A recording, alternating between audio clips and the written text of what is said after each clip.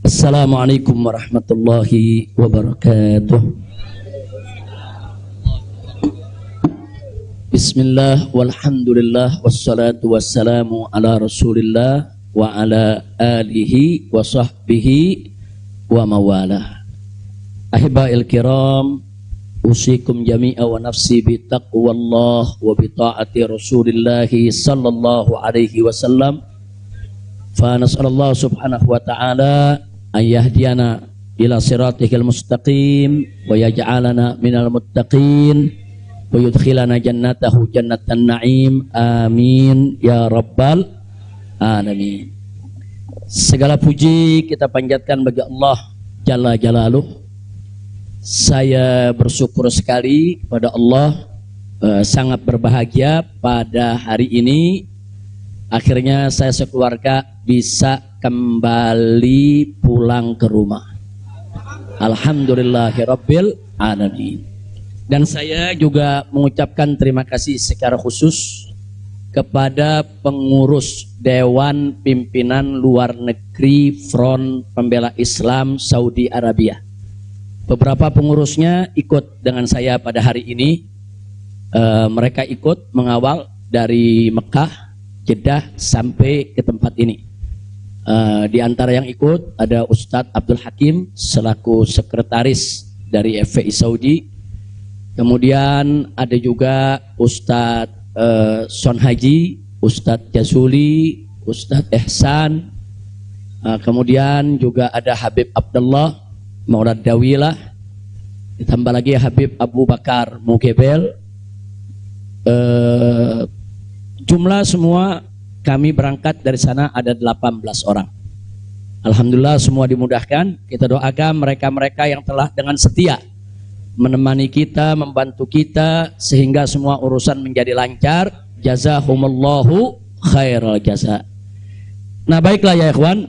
Yang pertama ingin saya sampaikan di sini, saya sekeluarga selama tinggal di kota suci Makkah tidak ada kesulitan apapun.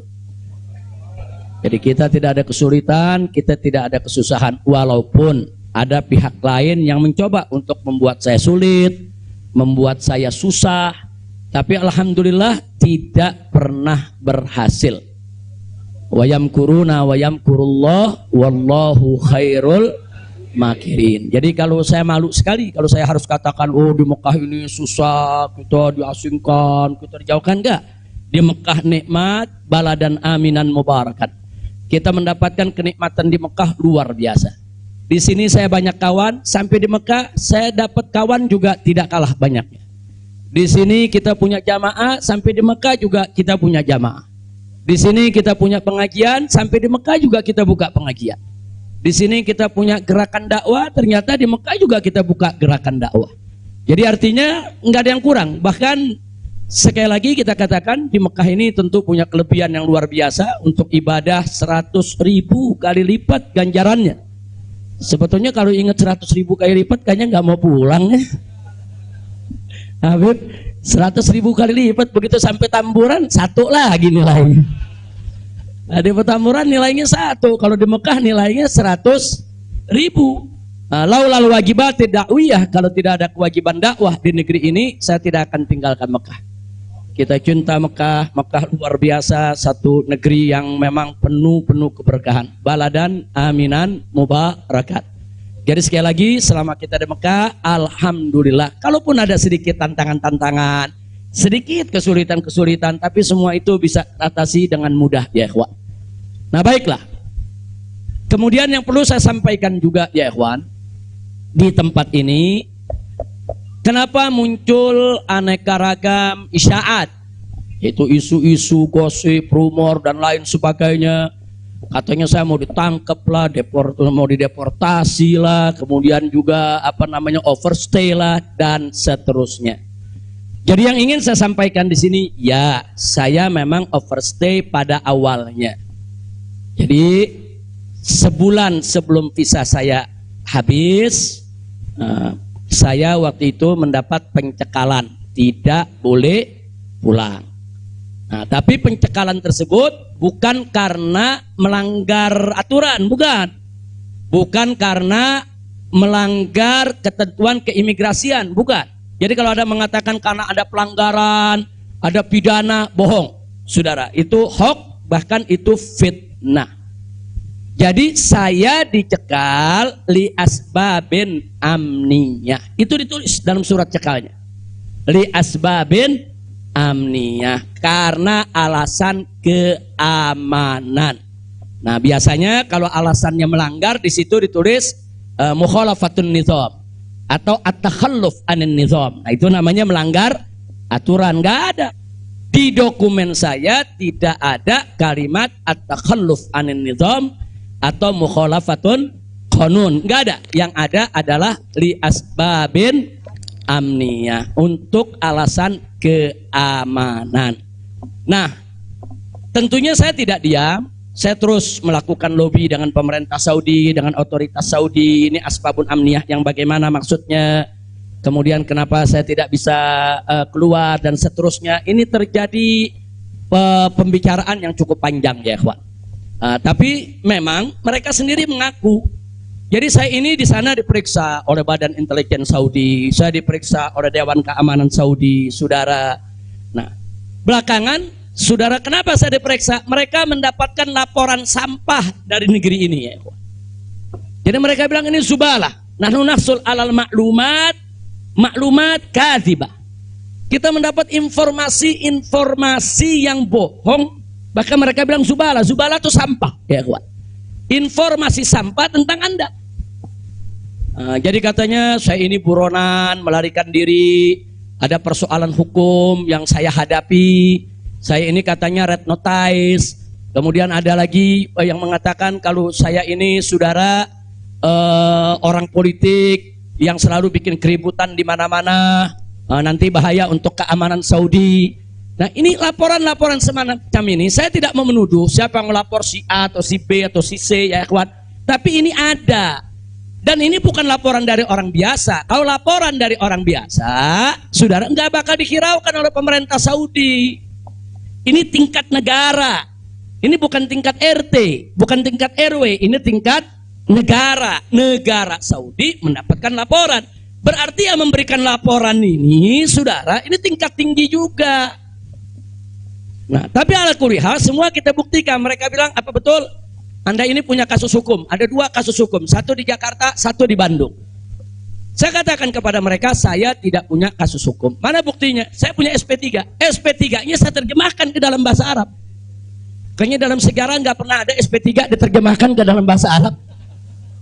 Sebab kalau saya serahkan SP3, ya tentu kan polisi di sana nggak paham, intelijen di sana nggak paham apa isinya, apa maksudnya. Kita terjemahkan dalam bahasa Arab. Kita buat dokumen resmi, terjemah resmi. Jadi saya katakan, tuduhan apa yang Anda dapat dari pemerintah Indonesia? Oh, Anda ini melarikan diri dari Jakarta karena ada kasus hukum. Saya tunjukkan, ini SP3. Silakan Anda baca. Begitu mereka baca, mereka kaget. Oh, ini kan hukum sudah selesai. Kenapa kok masih dilaporkan Anda tetap bersalah? Jadi pemerintah Saudi sendiri yang menilai ya. Nah, kemudian yang kedua, waktu kasus Bandung, saya bilang juga udah nggak ada perkara, punya SP3, saya terjemahin lagi SP3-nya, saudara. Nah, terakhir mereka bilang katanya Anda ini dikejar-kejar badan intelijen dari negara Anda. Saya bilang enggak, saya nggak punya persoalan dengan badan intelijen. Oh, tapi ini ada laporannya. Anda bisa buktikan kalau Anda tidak punya permasalahan dengan badan intelijen Indonesia? Punya. Loh, apa buktinya? Saya punya dokumen.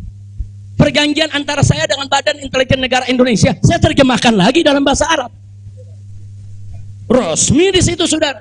Dan dokumen ini kan belum saya buka ke masyarakat ya, ikhwan. Saya pikir nggak ada perlunya saya buka ya, ikhwan, kecuali kalau darurat saya tunjukkan. Mereka kaget loh. Anda punya perjanjian begini bagus dengan negara, Anda tidak punya masalah. Kok dilaporkan macam-macam? Nah, ini yang jadi persoalan ya, ikhwan. Ala kulihal, singkat cerita, kalau saya cerita terlalu panjang, saudara, akhirnya pemerintah Saudi ini, otoritas yang berwenang di bidang ini, mereka justru akhirnya minta maaf. Mereka bilang, nahnu natawarrat, nahnu ghaltan, kami salah, kami sudah melewati batas wewenang yang kami punya, kami minta maaf karena memang Ini kesalahan dari informasi yang kami terima. Nah, jadi supaya Anda tahu, akhirnya mereka tidak mengganggu kita sama sekali. Nah, bahkan terakhir bukan lagi persoalan bayang safar, jangan kita deportasi. Saya ditawarkan, Habib, Anda mau pulang besok ke Indonesia atau Anda mau tinggal di sini selamanya? Silakan. Maka itu pada malam Ahad, Sabtu malam Ahad, sebelum saya pulang, saya ke Riyadh, saya diundang resmi ke Riyadh. Saya diundang resmi ke Riyadh, saya ketemu petinggi di sana, ya kawan. Mereka tawarkan, mau tinggal di sini, kita berikan iqamah, kita berikan izin tinggal, masuk umur hidup pun boleh. Silakan Anda memutuskan. Enggak, saya enggak punya persoalan sama pemerintah Saudi, ya kawan. Jadi bohong kalau ada yang bilang saya punya persoalan. Jadi makanya kalau pejabat tuh jangan sembarang bicara. Kalau mau bicara tuh mesti punya data dong. Masa pejabat bicara nggak pakai data? Kalau nggak pakai data, pedagang kopi di warung-warung, ya kan dagang kopi di warung nggak pakai data. Ada kopinya seduh, pakai gula, selesai kasih. Kira-kira jelas gak? Ini kalau pejabat tingkat negara harus punya data, ya kawan, nggak sembarangan. Tapi baiklah, saya kita bagian akhir. Jadi begitu mereka sudah tahu itu semua, semula saya mau dibikinkan bayan safar. Bayan safar itu exit permit, saudara. Nah, bayan safar itu ada dua. Ada izin keluar Saudi, saudara, karena orang melakukan pelanggaran. TKI yang melarikan diri dari majikan, atau umpamanya ada tenaga kerja yang melakukan pelanggaran pidana, mencuri, berkelahi, atau membunuh saudara. Nah, mereka ini kalau diusir dari Saudi itu namanya deportasi dengan bayan safar. Tapi ada juga jenis bayan safar lain. Nah, seperti apa? Seperti orang yang mendapat suaka politik, itu kan perlindungan. Atau seperti orang yang dicekal politik, seperti yang saya alami, itu bukan pidana. Atau seperti mereka yang kehilangan warga negara, seperti orang-orang Rohingya yang tinggal di Mekah, itu mereka nggak punya warga negara, saudara. Tapi kalau suatu ketika mereka mau pulang ke negerinya, diberikan bayan safar kalau mereka mau pulang. Nah, kalau mereka nggak mau pulang, mereka dijamin silakan tinggal di Saudi Arabia. Nah, jadi ini namanya bayan safar. Tapi ternyata terakhir karena mereka menyadari saya tidak bersalah, ini yang menarik ya. Mereka sendiri yang mengatakan, ya Syekh, Anda tidak layak untuk dapat bayan safar. Karena kalau Anda dapat bayan safar, nanti catatan overstay-nya itu nggak hilang. Nah, jadi dalam dokumen keimigrasian kan ada overstay, itu nggak hilang. Nah, walaupun Anda tidak dicegah, tapi catatan itu kan jadi buruk. Anda nggak pantas untuk mendapat catatan buruk karena Anda tidak bersalah. Jadi saya tanya, lalu apa mau diberikan? Jadi dibatalkan itu bayan safar. Lalu apa mau diberikan? Kami perpanjang visa Anda. Jadi selama 2 tahun lebih, 3 tahun setengah itu ya kawan, seolah-olah saya punya visa umurnya 3 tahun setengah. Tidak ada overstay ya kawan. Nah, cuman pada saat mereka tanya, mau diperpanjangnya sampai kapan ya Syekh? Dia tanya, saya mau sebulan, mau 2 bulan lagi. Saya katakan enggak, saya mau pulang tanggal 9 insya Allah. Jadi cukup bayan safar, bukan bayan safar, tamdidnya cukup sampai tanggal 11 ya kawan. Nah, cukup tanggal 11, tanggal 9 insya Allah saya pulang. Nah, jadi ini yang perlu saya sampaikan sekaligus klarifikasi, bohong. Kalau ada mengatakan saya melanggar aturan di sana, saya dicari, saya mau dipenjara, bohong. Nah, dan saya sesalkan kalau kalimat-kalimat semacam itu keluar dari mulut pejabat ya kawan. Kira-kira jelas tidak? Paham semua? Baik. Nah, ternyata upaya mereka menggagalkan saya pulang, saudara, nggak berhenti sampai di situ.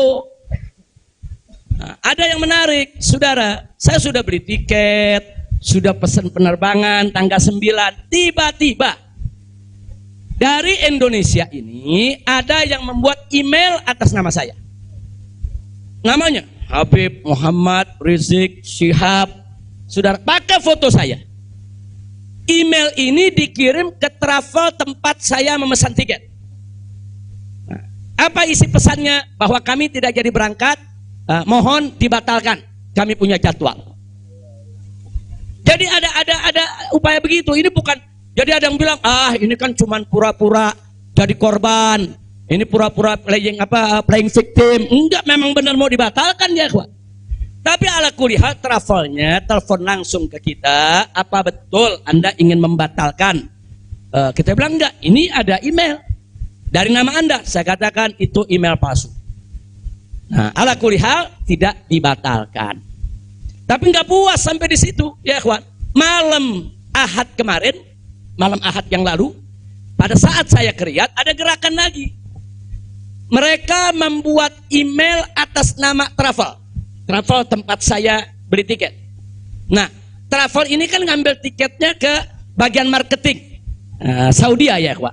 Ternyata kursi Saudi itu sudah diborong oleh marketing di Turki, di Istanbul. Jadi dibuatlah email atas nama travel, dikirim ke Istanbul. Minta supaya jadwal saya, istri dan 2 putri saya dibatalkan. Dan dibatalkan. Nah, jadi malam-malam Ahad itu sudah batal. Saya punya jadwal ya, ikhwan. Tapi saya katakan kepada teman-teman pengurus FPI di Mekah, jangan diumumkan. Diam, kalau diumumkan ini nanti, kalau ini diumumkan ya ikhwan, padahal kita kan masih punya peluang untuk melawan itu. Kita masih punya peluang untuk memperbaharui. Kita masih punya peluang untuk beli tiket lain. Maka itu kita diam, tidak kita umumkan. Kalau yang pertama kita umumkan. Pembatalan yang pertama itu kita umumkan. Yang kedua tidak kita umumkan. Nah, tujuan saya kedua untuk tidak diumumkan apa? Supaya musuh-musuh, penjahat-penjahat, bajingan-bajingan yang membuat itu sudah merasa menang ya ikhwan. Dia kan merasa menang, ketawa-ketawa. Udah batal lo. Besok kalau lo ke airport, begitu masuk ke counter, nama sudah tidak ada. Biarin aja dia senang ya ikhwan. Gak apa-apa, biar dia senang. Jadi sengaja kita biarkan. Nah, kemudian kita hubungi travel yang ada, kita minta untuk ganti kode booking. Nah, ada tambahan biaya, kita tambah biayanya. Tetap kita minta tanggal itu untuk kita dapat kursi. Dan kita dapat. Kita diam ya ikhwan. Kita nggak umumkan kalau kita punya tiket baru. Nah, ini kita tidak umumkan. Lancar semua. Tapi ternyata jebol juga informasi ke mereka kalau saya punya tiket baru ya ikhwan. Lalu apa yang terjadi? Pesawat berangkat jam 7. Dari jam 11 siang saya sudah kirim orang untuk check-in. Jam 2 kita sudah full semua, kita sudah dapat check-in. Barang sudah masuk. Tiba-tiba jam 4 sore di airport dapat panggilan, saya punya putri yang satu tiketnya batal. Ini permainan gila-gilaan ini ya, Pak. Nah, kita tanya, kita konfirmasi ini bagaimana bisa batal ini? Ya alasannya katanya ada ATM palsu lah, ada orang mengaku bahwa ATM-nya dipakai lah, duitnya dicuri lah, dan lain sebagainya. Tapi tujuan dia, kalau saya punya putri itu batal, saya nggak bisa berangkat. Kenapa? Karena saya kafilnya. Nah, peraturan di Saudi nggak boleh kafil keluar. Saya ini kafilnya kalau anaknya tidak keluar. Kalau anak istri keluar, saya tidak keluar masih boleh. Tapi kalau saya keluar, sementara anak istri tidak keluar, nggak boleh. Itu peraturan di Saudi. Jadi sekarang dia batalkan satu supaya saya nggak ikut berangkat ya, kawan. Nah, jadi ini terjadi. Nah, jam 4 sore itu kita berkutat. Tapi alhamdulillah, saudara, otoritas Saudi bantu kita. Mereka juga terkaget-kaget. Oh, ini ada apa ini, kok pembatalan bisa begini? Mereka nggak pernah alami ini semua ya, kawan. Nah, akhirnya jam 5 sore semua bisa teratasi. Jam 6 sore kita sudah masuk ke ruang tunggu dan jam 7 kita sudah bisa berangkat. Alhamdulillah. Nah, di sini yang saya ingin sampaikan ya, kawan. Kalau Allah sudah menentukan kita pulang, mau kekuatan apapun yang mencoba untuk menghalangi tidak akan pernah mampu untuk melawan kehendak Allah. Alhamdulillah. Dan Nabi sudah mengingatkan kita, saudara. Sudah mengingatkan kita dari jauh-jauh hari, hatta manusia dan jin ini bersatu untuk memberikan manfaat kepada engkau, tidak akan pernah bisa kecuali manfaat yang sudah ditetapkan oleh Allah. Begitu juga saudara, manusia dan jin rame-rame bersatu untuk mencelakakanmu, saudara. Tidak akan pernah kamu bisa celaka kecuali sesuatu yang sudah ditetapkan oleh Allah. Maka itu saya mengajak semua di sini belajar dari ini semua. Saudara, dekatkan diri kepada Allah, tingkatkan tawakal kita, jangan takut dengan orang-orang yang ingin berbuat jahat kepada kita semua. Enggak usah khawatir. Wa yamkuruna wa yamkurullah wallahu khairul. Makin tancapkan dalam diri kita la haula wala quwwata illa billahil aliyil azim. Tancapkan itu ya kawan. Jangan pernah takut. Nah, buktinya akhirnya kita bisa pulang. Alhamdulillah. Hada min fadli rabbi liyabluwani ashkur am akfur ya ikhwan. Dan memang kemarin itu pada saat saya ke imigrasi Saudi, mereka juga bingung. Karena ini bukan urusan imigrasi, tapi ini otoritas keamanan nasional Saudi. Mereka bilang nggak pernah ada orang pakai bisa ziarah orang asing, bisa hidup 3,5 tahun di Saudi tanpa denda, tanpa blacklist.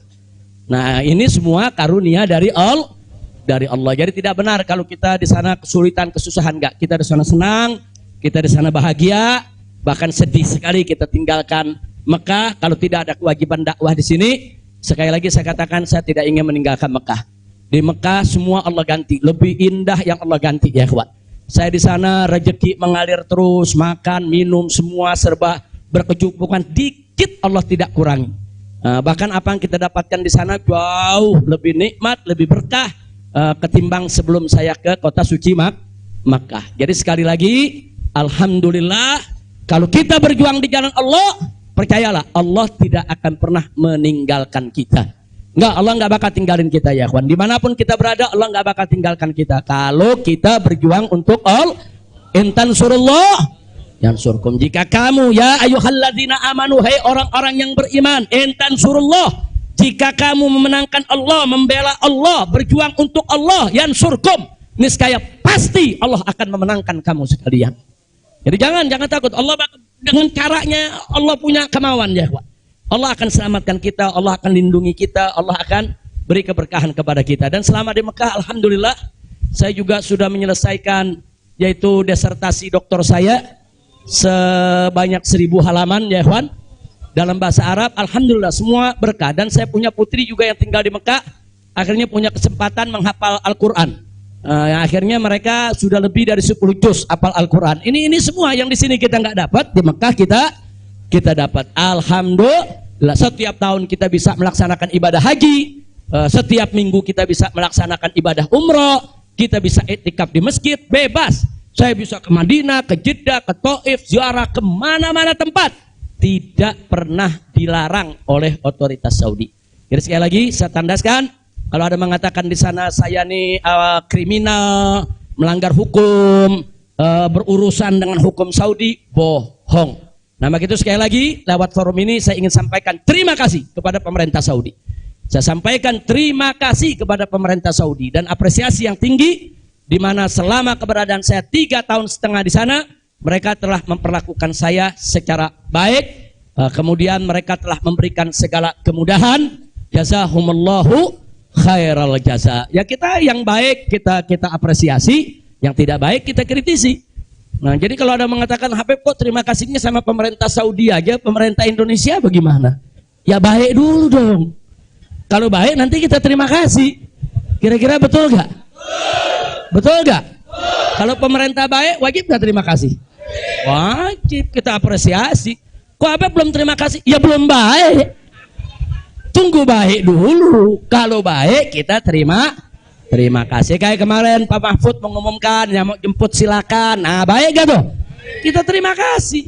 Terima kasih Pak Mahfud. Umat akhirnya diizinkan untuk menjemput. Alhamdulillah. Tapi pada saat Pak Mahfud bilang Habib Rizik ini deportasi kriminal, itu baik apa enggak? Enggak, terima kasih.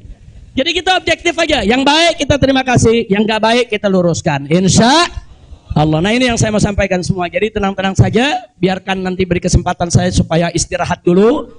Ya ikhwan, insya Allah nanti kita dakwah lagi, kita keliling lagi, bikin pengajian lagi. Mudah-mudahan Allah Subhanahu wa taala memudahkan segala urusan kita. Jadi di sini saya mau tandaskan sebelum saya akhiri, sekali lagi kita yang ada di sini, habaib ulama, sekali lagi kita bukan musuh pemerintah. Kita bukan musuh negara. Kita bukan musuh tentara. Kita bukan musuh polisi, kita musuh kezaliman, kita musuh kecurangan, kita musuh kemunafikan, kita musuh segala kejahatan. Betul? Betul? Nggak ada kompromi saudara. Melawan kezaliman, kemunafikan, kejahatan, tidak ada kompromi. Kalau ada mengatakan Habib Rizik, bisakah ke depan ini kita melakukan rekonsiliasi? Saya katakan sekali lagi, rekonsiliasi hanya bisa berdiri atas dasar niat dan tekad yang baik ya ikhwan. Tapi kalau rekonsiliasi berdiri atas dasar kecurangan, kezaliman, kejahatan, saudara, tidak mungkin. Tidak ada rekonsiliasi saudara. Tidak ada rekonsiliasi Saudara, kalau kezaliman dibiarkan, kira-kira jelas tidak? Takbir. Nah, jadi selama pemerintah baik, kita akan apresiasi, kita akan terima kasih. Tapi kalau mereka membuat aturan-aturan yang merugikan rakyat, yang merusak agama, saudara, yang menghancurkan akhlak, wajib untuk kita lawan. Tidak boleh kita diam, ya ikhwan. Takbir. Takbir. Siap revolusi akhlak? Sallu ala nabi. Itu yang saya mau sampaikan. Jadi sekali lagi, jadi jangan nanti dipelintir-pelintir. Kita ini musuh negara lah, musuh pemerintah lah, musuh menteri. Enggak ada. Loh, kita enggak bersaing untuk nyari jabatan kok, ya ikhwan. Enggak, kita enggak nyari jabatan. Kita bukan orang partai, kita bukan pejabat, kita bukan anggota DPR. Enggak, kita hanya menginginkan negara ini baik. Nah, ayo kita hijrah minad dzulumati ilan nur. Kita hijrah minal maksiyah ilat ta'ah. Kita hijrah minal khabith ilat thayyib. Kita hijrah dong minas sayyiat ilal hasanat. Kita hijrah, ya ikhwan.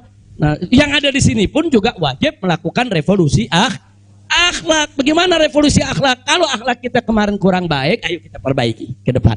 Kalau akhlak kita kemarin alhamdulillah sudah baik, ayo kita tingkatkan lagi agar akhlak kita lebih baik. Insya Allah. Ini dengar kata revolusi, wah, bakalan kabut lagi, ya. Revolusi. Revolusi itu perubahan drastis. Revolusi itu maknanya perubahan drastis dan mendasar. Nah, jadi kalau perubahan drastis itu kemarin masih tukang bohong, hari ini langsung drastis, dia nggak mau bohong lagi. Nah, itu namanya revolusi. Tapi kalau kemarin tukang bohong, sekarang yang ngebohongnya dikurangin dikit-dikit, itu bukan revolusi. Nah, kalau ngebohongnya dikurangin dikit-dikit bukan revolusi. Itu langsung. Kemarin gak sholat, saudara, mulai hari ini sholat dan seterusnya, itu namanya revolusi. Nah, kemarin suka ngebohong, nah, tahu-tahu sekarang tidak mau ngebohong lagi, itu revolusi. Kira-kira jelas gak? Jadi revolusi itu perubahan drastis dan mendasar. Jadi jangan pikir revolusi itu pakai senjata, bunuh-bunuhan, potong-potongan. Siapa yang bilang begitu, ya ikhwan? Nah, lalu kenapa dipilih kata revolusi akhlak? Kenapa bukan revolusi moral, revolusi budi pekerti, revolusi mental? Saudara, karena kata akhlak itulah yang dipakai oleh Nabi kita Muhammad Sallallahu Alaihi Wasallam. Nggak ada kata yang lebih baik kita pilih kecuali kata yang digunakan oleh Nabi Muhammad Sallallahu Alaihi Wasallam. Kalau kita mau tahu siapa itu bapak revolusi akhlak di dunia, ya Nabi kita. Nabi kita itu pejuang revolusi akhlak. Nabi kita itu pahlawan revolusi akhlak. Nabi kita itu saudara yang meletakkan dasar-dasar revolusi akhlak. Sebagaimana Nabi sabdakan dalam hadisnya, innama bu'itsu liutammima makarimal akhlak. Nah, jadi karena Nabi yang menggunakan kata akhlak, ya kita lebih suka pakai istilah akhlak. Kenapa nggak pakai mental? Karena kata mental dipakai sama Karl Marx. Ya, Karl Marx yang pakai, gembongnya komunis, makanya saya nggak mau pakai, ya kawan. Kecuali kalau Nabi pakai kata mental, ya saya pakai mental. Kalau Nabi pakai kata budi pekerti, saya pakai budi pekerti. Nabi pakai kata apa? Akhlak. Berarti kita perlu pakai kata apa? Siapa suri tauladan kita? Siapa contoh kita? Sallu ala nabi. Allahumma shalli wa sallim alaihi. Kira-kira jelas gak? Paham semua? Alhamdulillah. Saya pikir itu yang bisa saya sampaikan. Terima kasih banyak. Jangan semua diborong di sini. Nah, kan kita masih mau ceramah di mana-mana, insya. Tuh, Bandung udah main pesen aja, Beb, di Bandung, Beb. Nah, insya Allah nanti kita ke Bandung, kita ke Madura, kita ke Lombok, kita ke Aceh, kita ke Pontianak. Kita akan keliling semua untuk terus melanjutkan dakwah. Ustadz Maher, Medan, sallu ala nabi. Alhamdulillah ada Ustadz Maher di belakang. Ustadz Maher mestinya duduk di depan, Ustadz. Ta'al. Lampung, insya Allah. Palembang, insya Allah. Nah, ini Habib Hamid bilang jangan jauh-jauh dulu, Pondok Rangon, Jakarta. Al-Jiran Ahad katanya. Khair, insya Allah kita lihat, mudah-mudahan saya sehat walafiat. Dan tadi saya minta maaf, ada sempat kecapean kita. Akhirnya saya turun, saya nggak bisa lagi berdiri. Sempat tidur 10 menit itu di bawah, nggak kuat karena dehidrasi. Itu terlalu haus, terlalu capek ya kawan. Tapi alhamdulillah setelah 10-15 menit kita bisa berdiri lagi. Alhamdulillah. Alhamdulillah. Nah itu saja yang bisa saya sampaikan. Jazakumullah khairan jaza. Hanif bawain ke sini.